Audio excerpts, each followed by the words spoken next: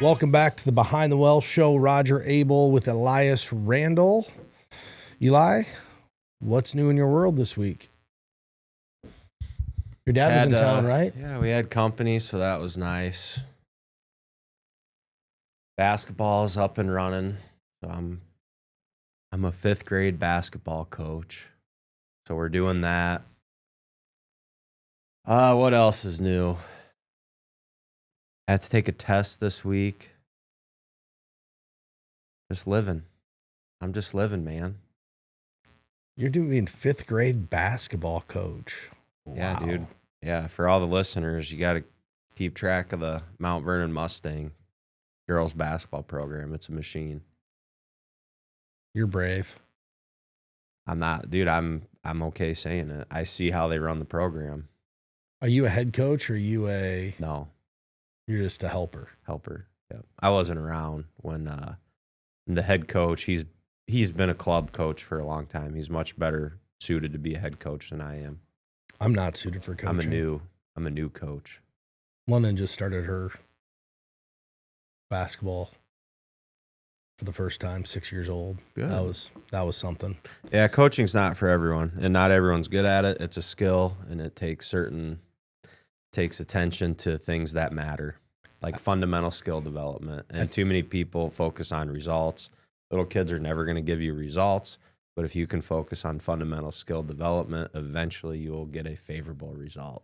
I like that. So don't get me started on it. It's kind of like, you know what? It drives me crazy. It's a little bit like our world, though.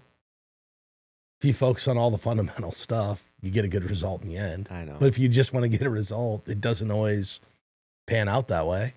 But if you focus on the little stuff, it works out. I know. I just love talking to parents when they're asking me, well, why aren't you doing this and why aren't you doing that? I understand that you want to win. Okay, so I'm trying to teach basketball. Okay, that's actually, I think, what needs to be done. So, London, they've had 2 practices, and then they go play a game. So you know how this goes. They barely know what direction they're supposed to go on the court. Do they know what the out-of-bounds lines are? I got home. I go, London, do you understand how you win at basketball? Do you know what her answer was? No. I go, do you know who's on offense and defense? No. So some of the coaches just jump into this other stuff. These kids don't even know what the goal is yet. This is like young 6-year-olds. And maybe it's my fault because we don't watch that much basketball, but coaching, instead of getting into shooting, hey, why don't we talk about what the goal here is? The goal is to go down the court, make a basket when we're on offense. When we're on defense, our goal is to not let them score. But London had no idea, and I could tell because she's just like wandering around the court, running with her hands up. These coaches say, put your hands up. Doesn't make any sense. You don't need your hands up on offense. My hands are up. Yeah, the whole time, these kids have their hands in the air. Yeah, it's you know what? painful. It's called do it yourself, DIY. We got a result. Was it good? It's painful. It's painful to watch. And I'm not, in no way am I like blaming this on the coaches because I'm not going to do it because I know I'm not suited to do it. But I told London, I said, we are going to work at what the goal of this is.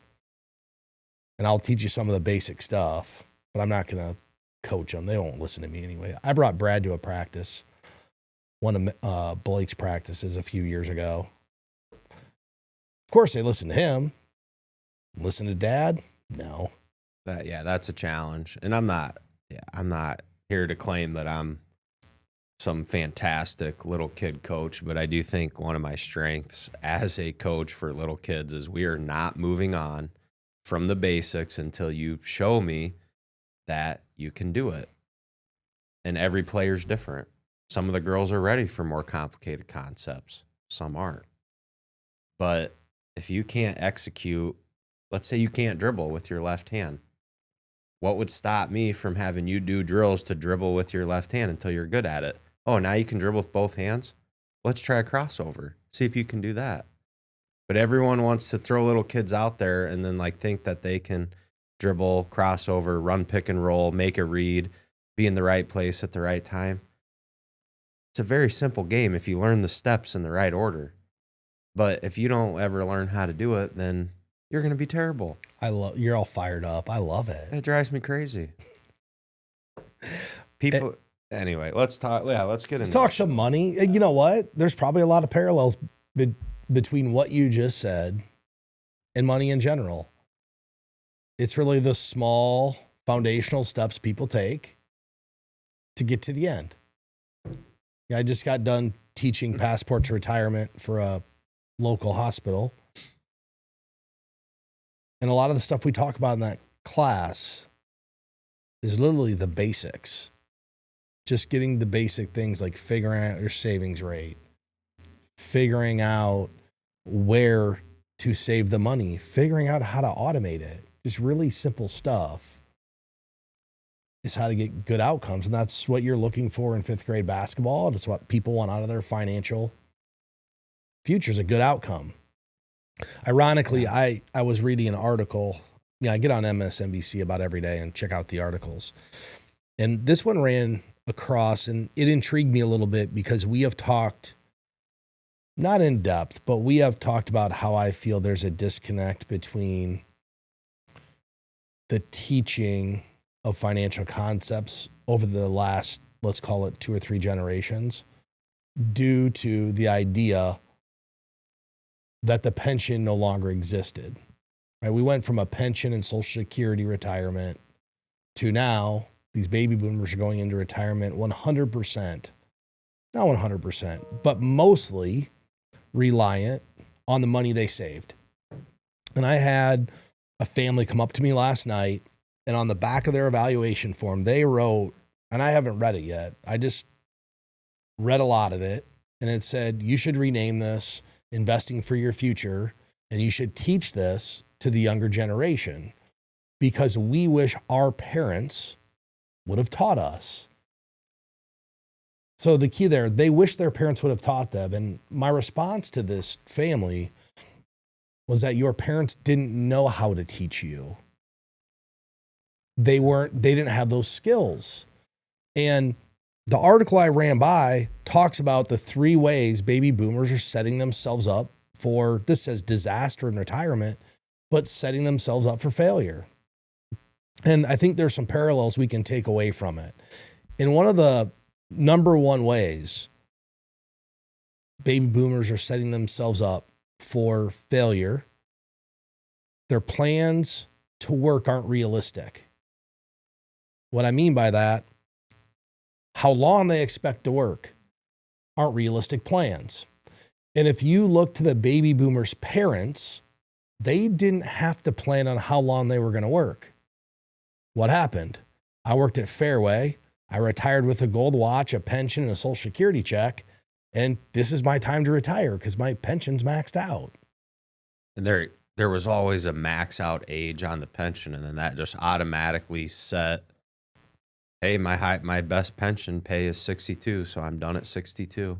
So we know statistically what do retirees tell us when we interview them, and this is a statistical study, when they get interviewed and they ask when they're going to retire, 30% will say 70 years old or I'm never going to retire.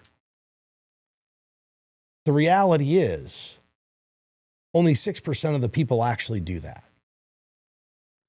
And if your financial plan... Is it 6% never retire or 6% work until 70? Work until 70 or never retire.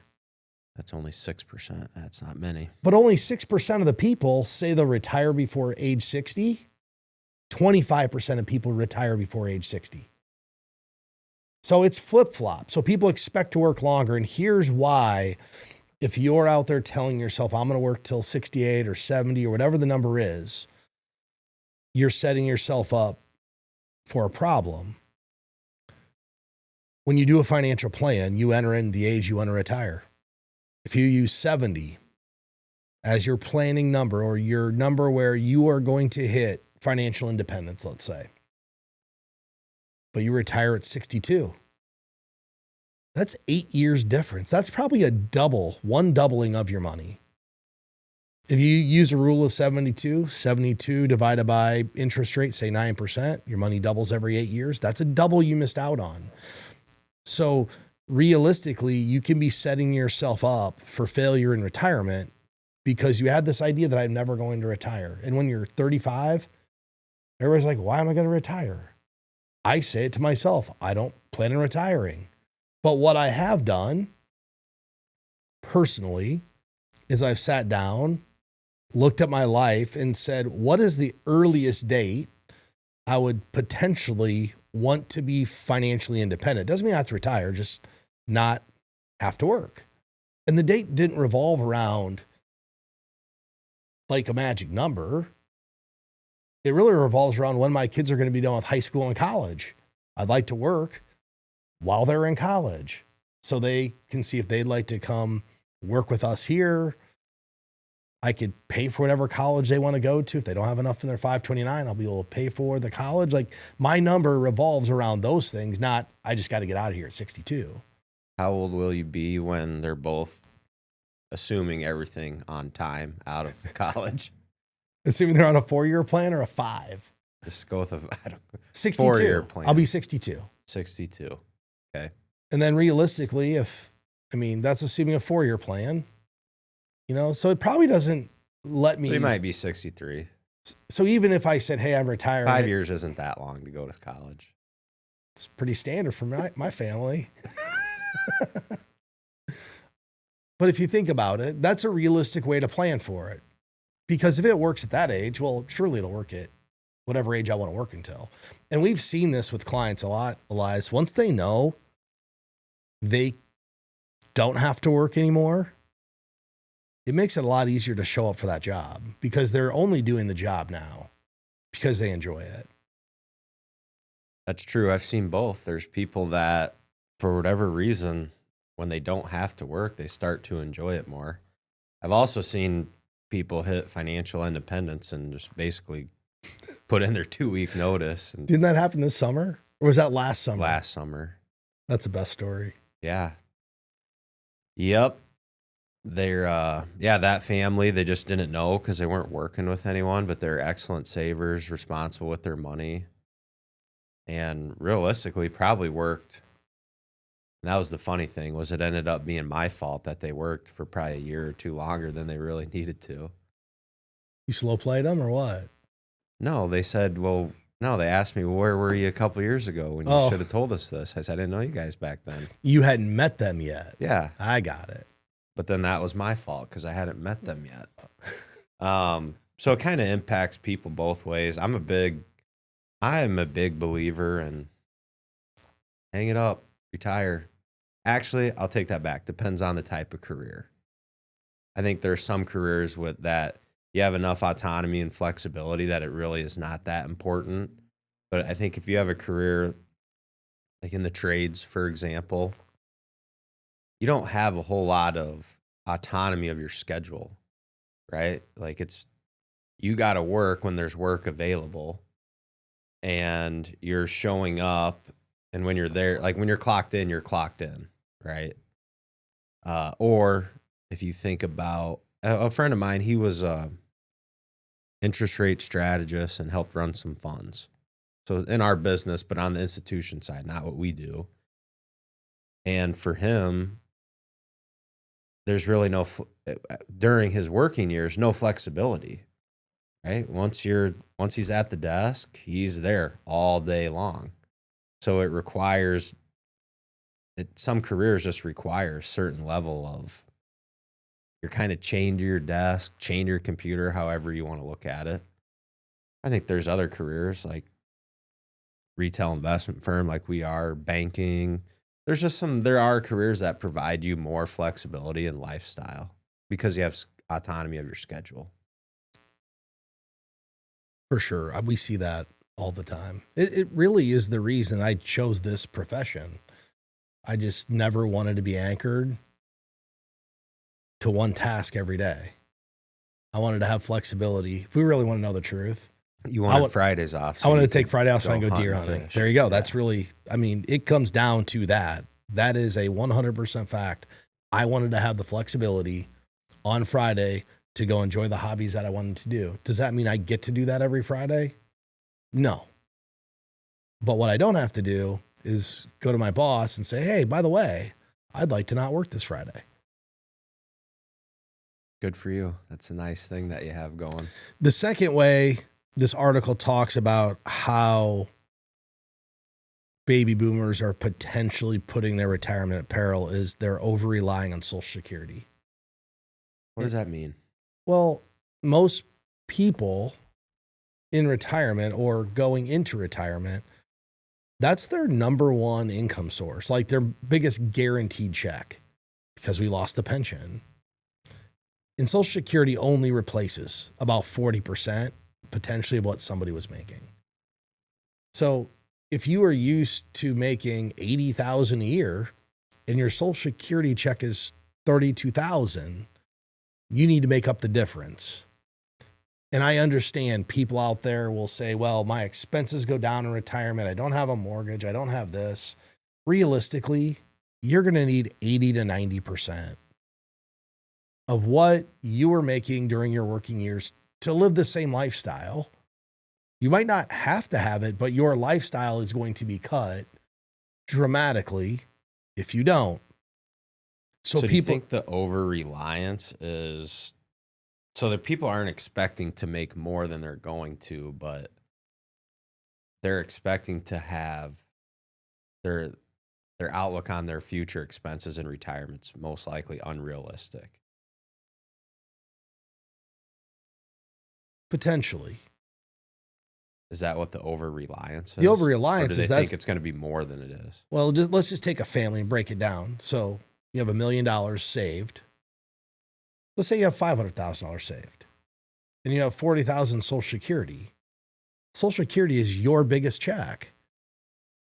If there's a problem with Social Security, what happens? You have a problem with your check. Okay. Remember, Social Security is not fully funded. If there's not legislation passed, there's a 22% reduction now across the board for everybody. So if that is the check you're relying on and it changes, what happens to your outlook? Not good. You know, there are ways individuals can build their own pension. You can do that, and then you're not reliant on just that Social Security check. Me personally, and I'm sure you do this too, the Social Security check is not factoring into my retirement. It's not a number I even pretend exists. It'll be just extra if I get it. I hope I get it. That's how we plan. We just plan on not having that check. And if we get it, then it's the gravy. But most people, without that check, it doesn't work. Most people can't go replace 80 or 90% of their income with what they've saved unless they have that Social Security check. It's not possible because they haven't saved enough. And that really is the third kind of leg of this stool that is setting people up for disaster in retirement. The median retirement savings for this generation is $194,000. That's not good. What's the poverty line in America? What's the poverty number? Zero? You know? I don't know. I don't know what it is. Is it 32,000 for a household. Okay. $32,000 is considered poverty level. So if your income's 32,000 for the year. Yep. Household. Yep. I just pulled it up real quick. So 32,000. So if you have 194,000 saved and something happened to your Social Security check, you're likely living at the poverty level. That's scary. So people need to be saving more, which goes back to that original disconnect we talked about. Nobody taught them how to save. It's not a function of baby boomers would not have done it. It's more of a function of they weren't taught how to do it because the 401k didn't come out until the 80s. And you'd have to be an early adopter. And as you know, you don't know what you don't know, right? And if the older generation that was used to pensions, as you mentioned earlier, was not able to educate their kids. How would you know what to do? The family I talked to last night at the class, they told me, hey, our kids are already doing Roth IRAs. They're already investing. They're already doing this stuff because we've taught them about it. And I said, that's exactly my point. You have equipped the kids with the tools to do it. Think about our show. Nothing like this existed 35 years ago. 35 years ago, you'd have to go pull up the Wall Street Journal or a magazine or a book, and it wasn't readily available, the information that's out there on how to set up a successful retirement. It'll actually be very interesting to see how everything plays out over the next 30 years and see how prepared the 20 and 30-year-olds are for retirement. My speculation, it would be better. I think they'll be more prepared. I think younger people are more engaged in personal finance. I agree with you. I think it might be exceptionally better. And the other thing that's going to happen, there is going to be the biggest wealth transfer of all time in the next 10 to 15 years. Yeah, there'll be enough inheritance going around. And hopefully some of those inheritance data starts to change too, where a lot of times you see inherited money is wasted. 18 months is the average. Mike, I People think can use that to advance their position in life instead of just squandering it. That'll solve a lot of issues for families. Well, what happens if we've got this generation of individuals and families that already have retirement savings? They are, them, who knows? There's still people who have a lot of credit card debt, but they're a little bit more financially conscious, let's say, about what's happening with their retirement. Maybe those dollars get funneled into retirement versus going and buying a new car or a boat. And they're like, hey, we should just save a little more of this versus just blowing it. I think that will happen. I think the older generations have been complaining about the younger generation since the beginning of time. But I do think younger people today are better at personal finance. And maybe not always better at executing personal finance, but in general, there's a better understanding of I shouldn't have debt that's out of control. I should live within my budget. I think 35 years ago, it was harder to recognize that those were money mistakes because there wasn't as much education. It was easy. Oh, everyone just kind of lives like this. Where now I think even people that are overspenders using credit cards in a bad money situation, I think they're more aware of it. I think they would be the first to admit, I'm not good with money. Okay, so I believe the younger generation is going to be better at investing their money and getting their money working for them. So do I. I don't know if I necessarily believe they're better with their personal finances. And my insight to that would be credit card debt is at all-time highs. Buy now, pay later's wildly prevalent. Everybody thinks they need a $9 coffee every day.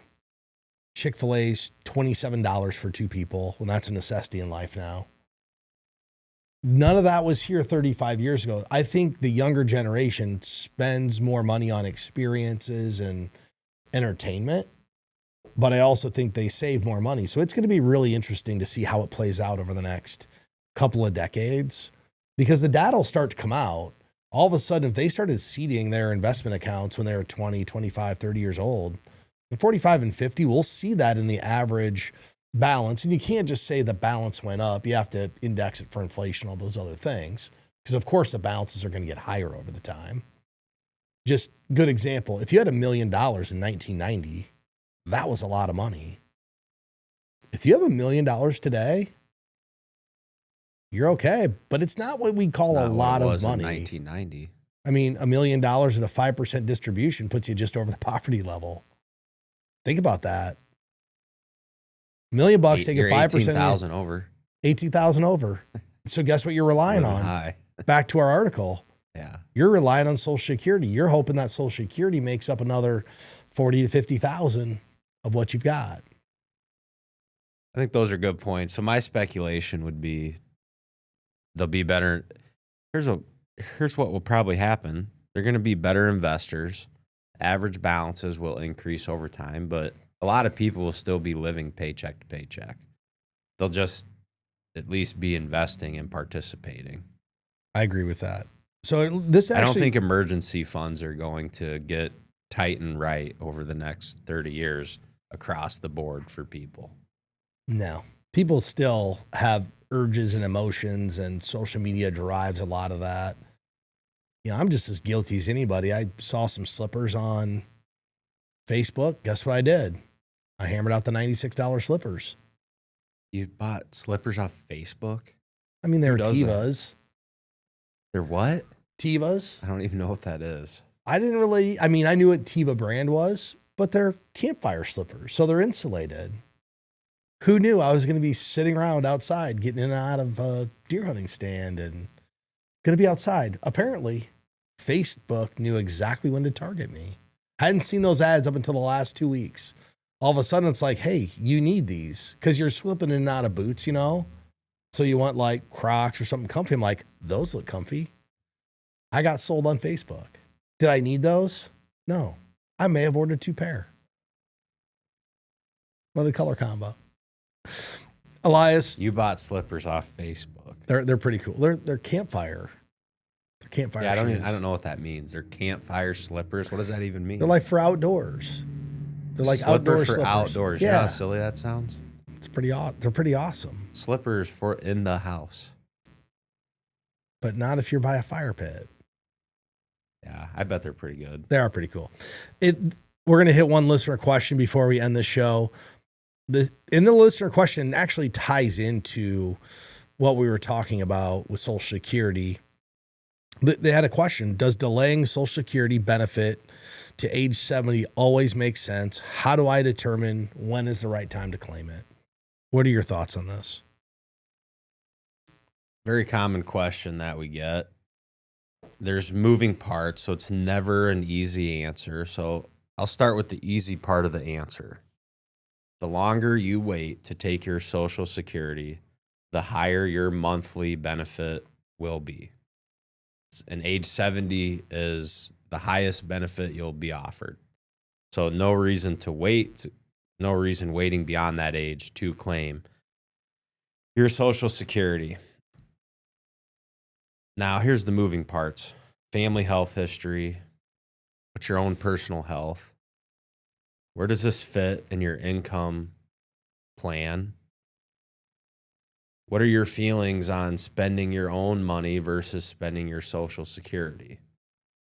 So there's several moving parts. I think one of the best ways to form a guess, an educated guess at this, is through the lens of what is my longevity expectations and what is my health.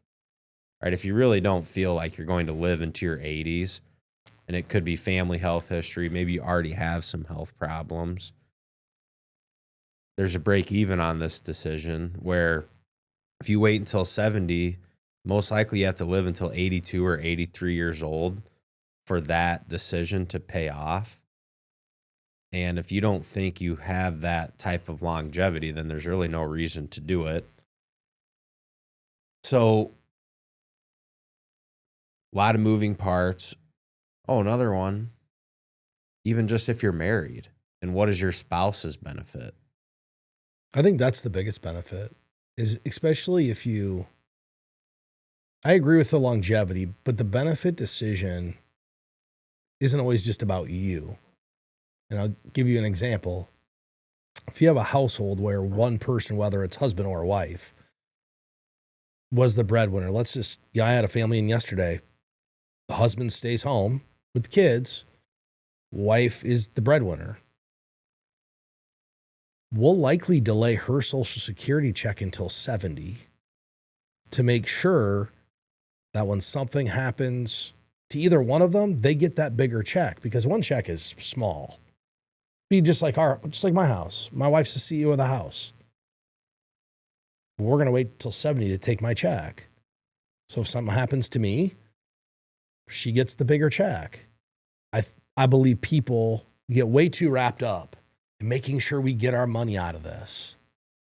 The decision should be made, is taking this align with our goals and priorities and help us accomplish our goals versus we have to get all of our money out of it. And here's why all of our money out of it is irrelevant. We don't know when you're going to die. Your mom and grandpa and dad and grandparents could have lived until they're 98. You can get hit by a car at 68.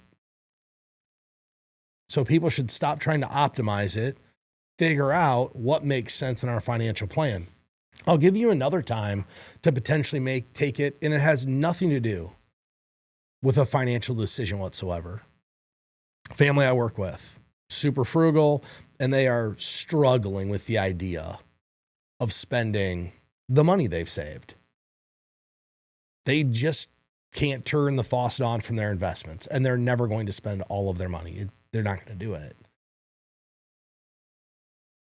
I think one of the spouses is 67 or 68. The one's a few years younger.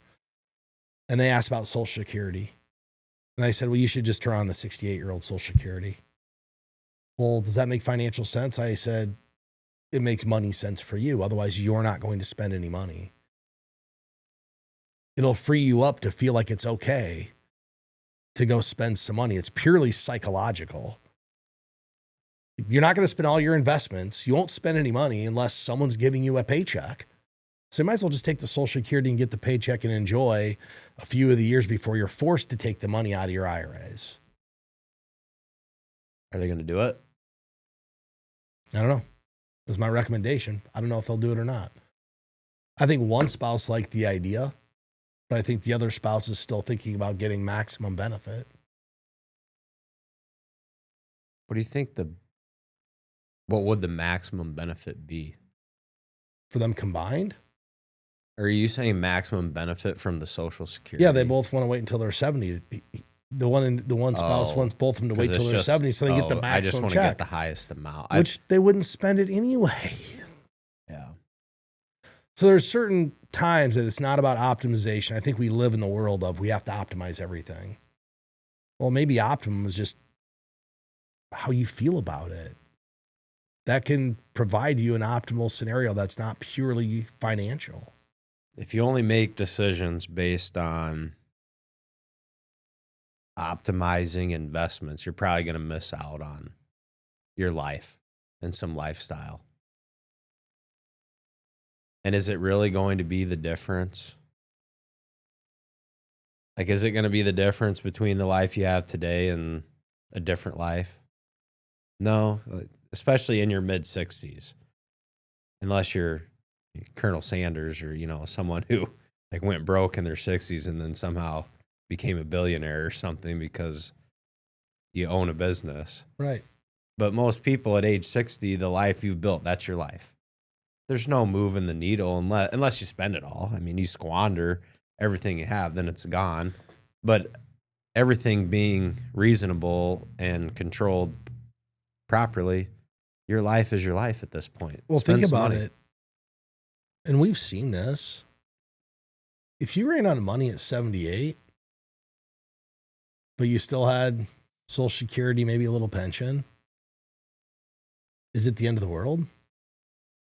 That's not the goal for people, but we have a family that spent all of their money by the time they're about 78. We told them they were going to run out and they didn't care. Well, guess what?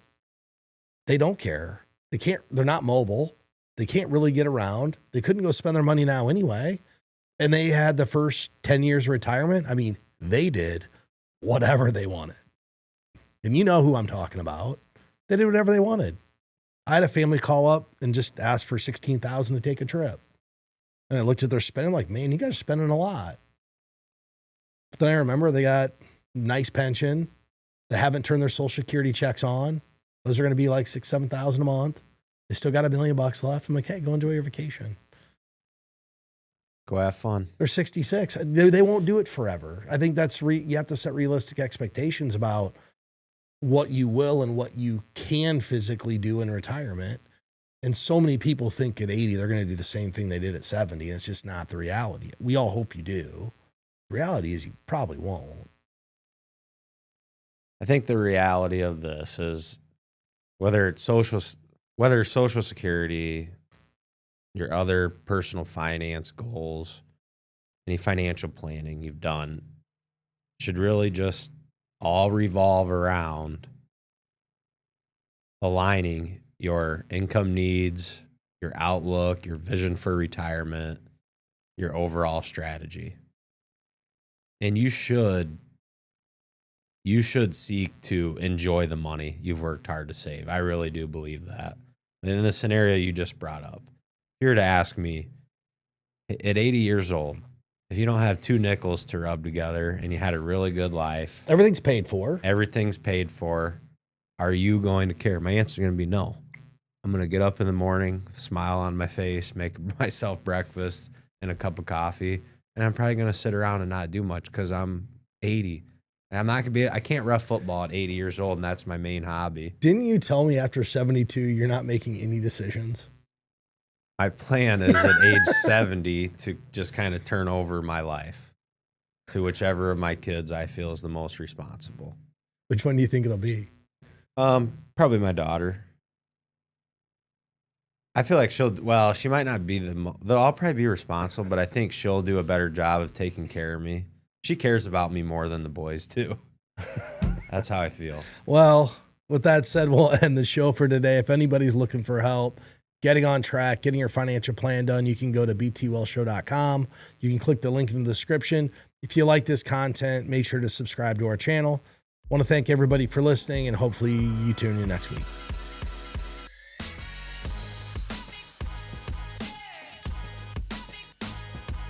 The opinions voiced in this show are for general information purposes only and are not intended to provide specific advice or recommendations for any individual. To determine which investments may be appropriate for you, consult with your attorney, accountant, and financial or tax advisor prior to investing. Premier Investments and Wealth Management and LPL Financial do not provide tax advice. Please consult your tax professional. Economic forecasts set forth may not develop as predicted, and there can be no guarantee that strategies promoted will be successful. There's no guarantee that a diversified portfolio will enhance overall returns or outperform a non-diversified portfolio.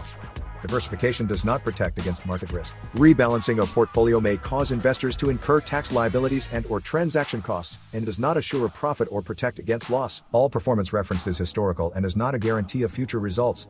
All indices are unmanaged and cannot be invested into directly. There is no assurance that the techniques and strategies discussed are suitable for all investors or will yield positive outcomes. The purchase of certain securities may be required to affect some of the strategies. Investing involves risks, including possible loss of principal. Rebalancing a portfolio may cause investors to incur tax liabilities and/or transaction costs, and does not assure a profit or protect against loss. Dollar cost averaging involves continuous investment in securities regardless of fluctuations in price levels. Investors should consider their ability to continue purchasing through periods of low price levels. Such a plan does not assure a profit and does not protect against loss in declining markets. This recording contains only general descriptions and is not a solicitation to sell any insurance product or security, nor is it intended as any financial or tax advice. For information about specific insurance needs or situations, contact your financial professional. This video is intended to assist in educating you about insurance generally and not to provide personal service. They may not take into account your personal characteristics such as budget, assets, risk tolerance, family situation, or activities which may affect the type of insurance that would be right for you. In addition, state insurance laws and insurance underwriting rules may affect available coverage and its costs. Guarantees are based on the claims-paying ability of the issuing company. If you need more information or would like personal advice, you should consult an insurance professional.